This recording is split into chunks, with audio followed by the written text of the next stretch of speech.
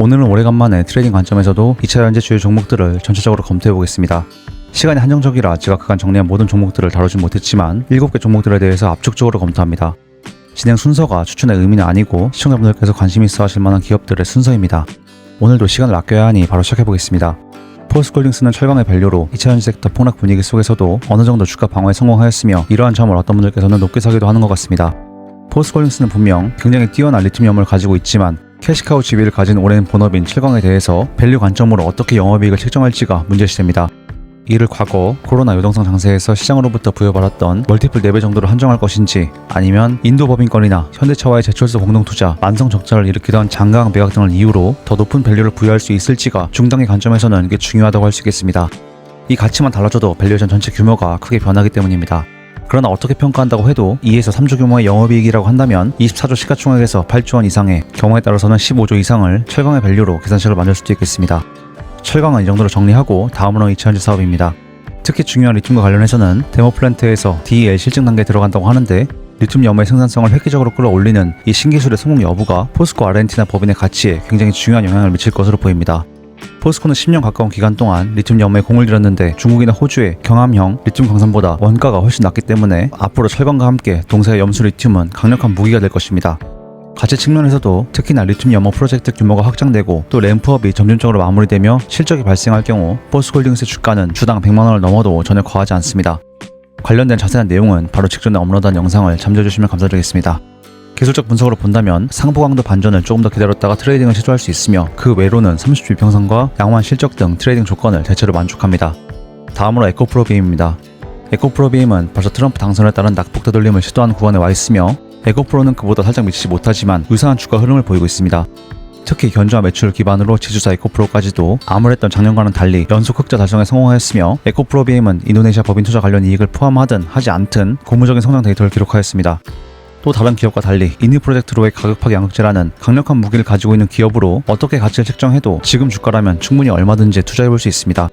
다만 회장님의 주민등록증까지 활용한 각양각색의 수법으로 여의도로부터 집중 공격을 받고 있는 2차 현지 대표 업체답게 이 자체가 주가 관점에서 리스크 요인입니다. 더욱이 그렇다 보니 시장 대비 개별 종목의 강도인 상부 강도는 진작 양전을 하고도 남았어야 했지만 아직 그렇지 못한 상황인데, 여의도 카르텔이 에코프로비임을 결코 무한히 찍어놓을 수는 없을 것입니다. 특히 에코프로비임은 이미 한 달 전 30주 이평선을 돌파하였으며 트레이딩까지도 가능한 범위에 굉장히 가까워지고 있습니다. 게다가 실적도 나쁘지 않고 사측에서 하반기 실적도 긍정적으로 전망하고 있다는 점에서 하반기에도 여러가지 기대해볼 만한 포인트들이 있습니다. 마찬가지로 RS 양전과 박스권 탈출을 보고 들어갈 수도 있으며, 가격파괴 양극재 가치 책정에 따라 밸류에이션 편차가 큽니다. 이는 개별적으로 산정해보시면 좋겠습니다. 다음으로 코스모 신세는 에코프로비임과 마찬가지로 최근 주가 흐름이 상당히 괜찮은 편이라고 할 수도 있겠지만 낙폭을 조금 되돌렸을 뿐 아직도 극심한 저평가 구간입니다. 유독 한국에서만 여의도 친구들 덕분에 특히 반기 수준으로 가장된 트럼프 리스크에 따른 대폭락과 MSCI 지수 편출이 동시에 겹치면서 비유하자면 주가는 가히 석회시대급으로 돌아간 과거의 스토리를 가지고 있습니다. 특히나 트럼프 당선 기간에는 주가가 반토막 이상 박살났는데, 이제는 모두가 아시다시피 당시 기자들과 애널들이 떠들던 트럼프 리스크는 전부 거짓말이었고 리스크는 모두 소멸된 상황임이 분명해졌음에도 반등하지 못하고 있습니다. 이렇듯 한번 그것이 참이든 거짓이든 악재를 두들겨맞고 폭락한 주가는 그 악재가 소멸되어도 쉽사리 그만큼 회복하지 못한다는 점에서 헛소리를 하는 기자들에게 쥐어준 막강한 칼을 빼앗을 필요도 있어 보입니다. 다시 본론으로 돌아와서 코스모 신소재를 보유하고 계신 주주분들은 헛웃음이 나오는 주가라고들 말씀하시는데, 주가가 4만원이든 5만원이든 지금 주가는 삼공장 투자를 결정하기도 전인 거의 5년 전 주가 수준입니다. 따라서 이러한 엄청난 낙폭에 정확한 이유를 붙일 수가 없습니다. 말장난 같지만 그냥 주가가 떨어졌기 때문에 떨어져 있는 지속적인 낙폭과대 구간에 빠져있다고 할 수 있겠습니다. 밸류 관점에서 이 시총은 절대 합리화될 수 없습니다. 양극재 산업을 논할 때 기술 장벽을 간단히 무시하는 경우가 많은데, 그렇기 때문에도 양극재 기업들의 밸류에이션을 사용하는 멀티플 또한 굉장히 박하게 부여하는 공식이 애널들 사이에서 유행하고 있습니다. 하지만 역사적인 통계를 볼 때 또한 코스모 신소재가 가진 기술력과 양산 능력을 고려한다면 성장 동력을 상실한 한국 거대 빅테크 기업들의 멀티플을 결코 양극재 산업에 그대로 끌고 들어올 수 없습니다. 그러한 관점에서 본다면 여전히 3공장이 정상 가동될 경우, 물론 전고점 20만원 부근은 MSCI 지수 편입에 따른 시너지를 달성한 주가였지만 이 가격대를 돌파하더라도 과하다고 볼 수 없습니다. 무려 3공장이 순차적으로 정상 가동되고 있어 10만톤 캐파 구축을 완료한 상황이기 때문입니다. 더욱이 작년에 코시는 2024년 컴팩트한 캐파가 오히려 득이 되어 타업체 대비 차별적인 실적을 달성하였습니다.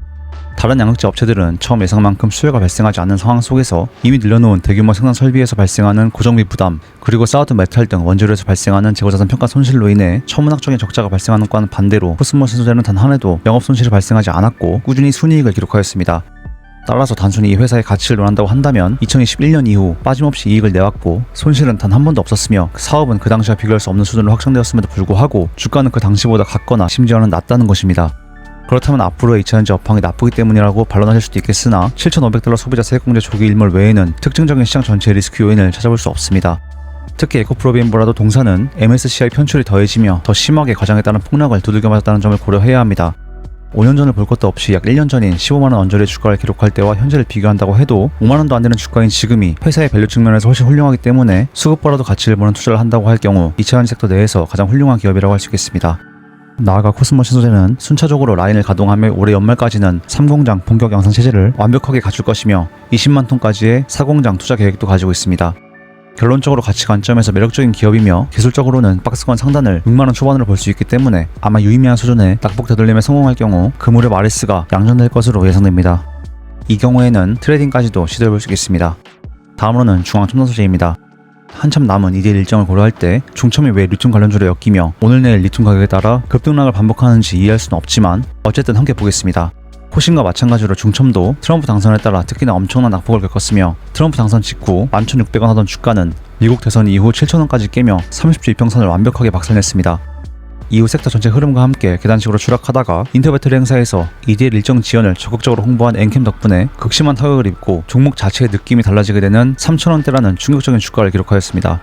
주가가 녹아내릴 경우 기업의 동반자인 주주들이 겪을 고통 따위는 전혀 생각지도 않는 이런 뻔뻔한 경영 때문에 개인적으로는 엔캠이 별로 좋은 기업이라는 생각이 들지는 않습니다.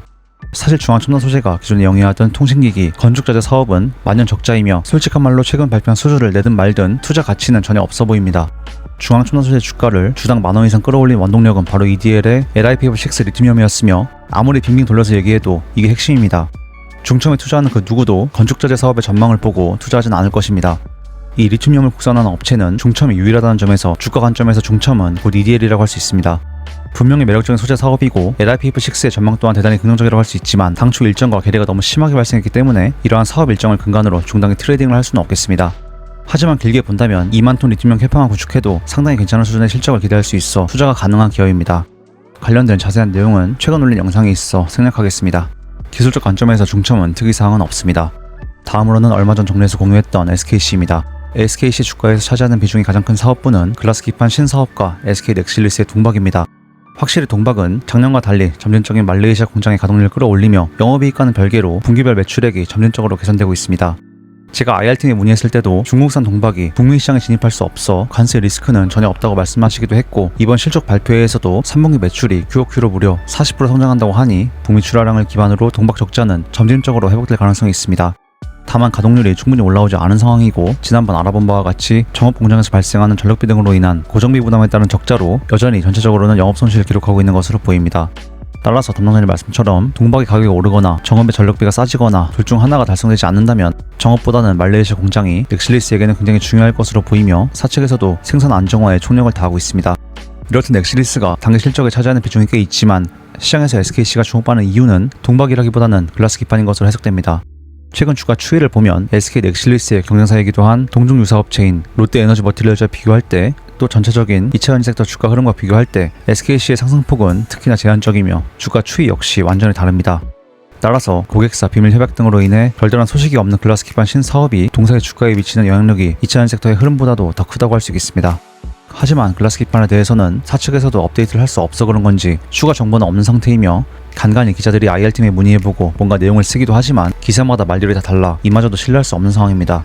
따라서 기술적 분석으로 봐도 그렇고 전반적인 상황이나 실적 등 모두 중단기 관점에서 트레이딩하기에 적합한 기업은 아닙니다. 그러나 요즘 뜨거운 AI 시대에 있어 데이터 센터에 들어가는 글라스 기판은 필수이며 대단히 유망한 소재입니다.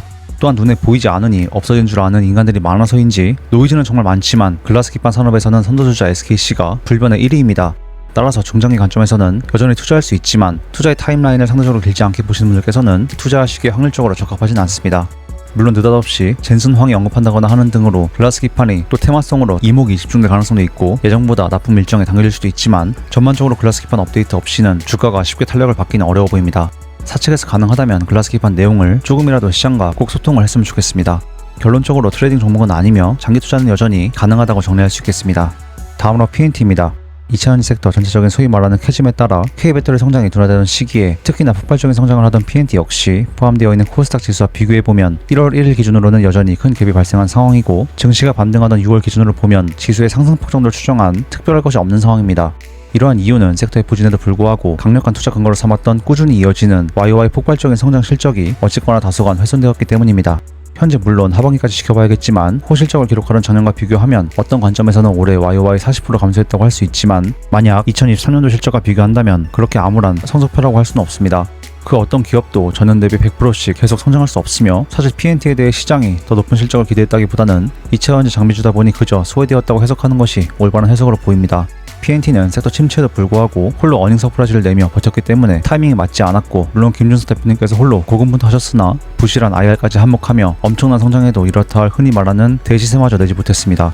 2차전지 섹터에 대한 기대감에 따라 전 종목의 주가가 오르던 23년 여름의 상황을 차치하고서라도 동사의 주가는 30주 이동평선에서도 확인할 수 있듯 45,000원에서 5만원 범위에서 횡보한 바 있습니다. 따라서 과거와 달리 개선된 현재 실적을 고려해서 중단기 관점에서 향후 이 기업이 폭락을 되돌린다면 4에서 5만원 범위의 주가를 첫 번째 베이스 캠프로 고려해볼 수 있겠습니다. 따라서 사측에서 제시한 비전과 함께 간략히 타당성을 검증해보겠습니다. PNT가 중단기적으로 목표하는 매출액은 별도 기준 1조로 무려 그 빛나는 24년 실적을 소폭 상회합니다. 사실 이 목표치는 사측에서 말할 수밖에 없는 최선으로 보이며 달성 가능성은 미지수입니다. 상반기 실적이 2,600억 정도인 상황에서 하반기에 폭발적인 매출을 기록하며 매출액 1조를 달성하는 상황은 현실적으로 쉽진 않기 때문에 이게 단기적으로 가능할지보다도 맥락을 보겠습니다. 상환 전환 우선주를 고려하지 않을 경우 이전 행보 구간에서 PNT의 시가총액은 1조 원을 소폭 상회하는 정도였습니다. 이 경우 1조 매출액을 낸다면 동사의 과거 데이터를 볼 때 13% 순이익 전환이 무리한 가정은 아닙니다. 그렇다면 PER 기준 1조 매출액을 다시 달성할 경우 주당 45,000원은 PER 8배입니다. 장비 기업임을 감안하더라도 2차전지 업황이 서서히 회복될 경우 이 가격의 최소 2배에서 3배 정도는 합리적 추정 범위 내의 가정입니다. 따라서 실적만 나와준다고 하면 통상적으로 장비 기업이 성장 데이터 없이도 시장으로부터 15배에서 20배 PER을 받는다는 점을 고려할 때 1조 매출액에 1,300억 순이익 달성 시 주당 10만원은 PER 약 18배로 현재 주가를 고려한다면 여전히 뛰어난 성장 잠재력을 가지고 있는 기업이라고 할 수 있겠습니다. 추가 내용은 IR팀도 바뀌었다고 하니 다시 연락을 시도해보고 영상을 또 만들거나 주간지로 공유드리겠습니다. 결론적으로 시장에서 주목도가 떨어지는 기업인 만큼 하반기 실적이 어느 정도 나와줘야 하며 30주 이평선, 상보강도 관점에서 모두 트레이딩 관점으로는 적합하다고 할 수 없겠습니다. 다만 중장기 관점에서 폭발적인 성장 데이터는 훼손되었으나 여전히 투자 가치는 살아있는 기업입니다. 다음으로 덕산테크피아는 전해에게 투자한다고 할 때 엔캠도 좋지만 조금 더 가까운 시일 내 모멘텀을 볼 수 있는 기업인 것 같아 포함하였습니다. 덕산테크피아도 엔캠과 마찬가지로 전화선을 뽑아놓고 모든 소통을 차단하는 기업이긴 하지만 조사 결과 알찬 스몰캡 기업의 면모를 엿볼 수 있었습니다. 덕산 일렉트라의 가용 생산 캐파는 크게 테넷이 10만 톤과 공주 2만 톤을 합산하여 12만 톤으로 볼 수 있습니다. 덕산 일렉트라는 이미 상당한 수준으로 설비를 증설한 엔캠과 달리 캐파가 상대적으로 작기 때문에 고객사만 제대로 확보하고 판매 정상화만 이루어진다면 또 괜찮은 모멘텀을 기대해볼 수도 있겠습니다. 현실적으로 테넷의 가동률은 60%, 공주의 가동률은 50%로 적용해서 합산 7만 톤 정도를 생산한다고 하면 전액 판가를 현재 기준 톤당 3,000달러를 적용할 경우 2,800억 원가량의 매출액을 산출할 수 있습니다.